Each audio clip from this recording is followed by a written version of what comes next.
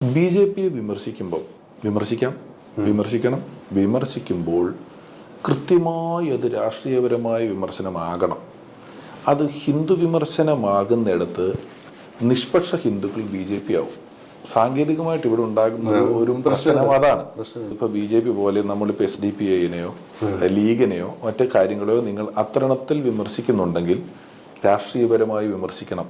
നിങ്ങൾ അതിനെ മതപരമായി വിമർശിച്ചാൽ നിഷ്പക്ഷ ഇസ്ലാം വിശ്വാസികൾ കൂടുതലായി അങ്ങോട്ട് പോകും. ഈ 100 കോടി ആളുകളുള്ളൊരു മതം, അവരുടെ വിശ്വാസമാണത് അല്ലേ? ഇപ്പൊ ജയ് ശ്രീരാം എന്ന് ഹനുമാനാണ് ആദ്യം വിളിച്ചത് എന്ന് പറയുന്നു.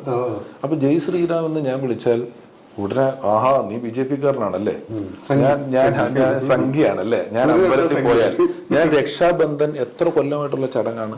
എന്റെ രക്ഷാബന്ധന് ഒരു സഹോദരന് രാഖി കെട്ടിക്കൊടുത്ത രാഖിയുമായിട്ട് ഒരുത്തം വന്നാൽ ഉടനെ അവനെ അങ്ങനെ ചാപ്പ അടിക്കുമ്പം ഇവൻ പറയുന്ന സ്റ്റേറ്റ്മെന്റ്